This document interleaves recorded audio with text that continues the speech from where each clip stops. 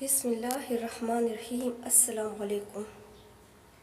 خود سے خدا تک اللہ تعالیٰ قرآن کریم میں سورہ شمس میں سب سے طویل قسم کھائی ہے 11 بار اور فرمایا بے شک وہ کامیاب ہوا جس نے اپنی روح کو پاک کر لیا۔ قرآن کو دل کی آنکھ سے اگر پڑھا جائے تو صاف نظر آتا ہے کہ اللہ کا سخت لہجہ صرف کافروں، منافقوں، مشرکوں اور اللہ کے رسول کا مذاق اڑانے والوں اور اللہ کو بھول جانے والوں کے لیے ہے۔ اسلام میں نفس کو مارا نہیں جاتا بلکہ اسے اللہ کی راہ میں مسلمان کیا جاتا ہے، اپنا ساتھی بنایا جاتا ہے، سب سے وفادار اور مخلص ساتھی جو بغیر علم کے ہمارا سب سے بڑا دشمن ہے۔ کچھ لوگ کہتے ہیں کہ اللہ کو گن گن کر یاد کرنے کی کیا ضرورت، یہ بات وہی کہتا ہے جو تسبیح کو جانتا نہیں۔ تسبیح اور ذکر میں فرق ہے۔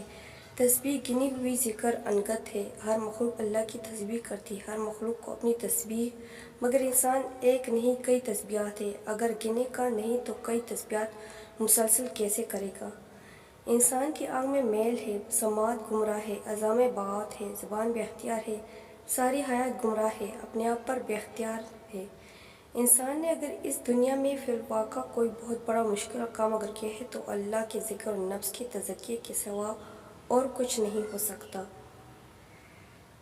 اللہ کی تلاش کے سفر میں اپنی وابستگیوں کا مشاہدہ کیے بغیر، انہیں جانے بغیر سفر شروع ہی نہیں ہو سکتا۔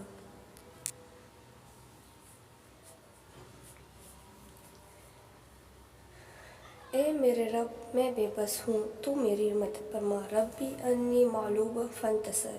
ویڈیو اچھی لگی تو چینل کو سبسکرائب ضرور کیجیے گا۔ شکریہ۔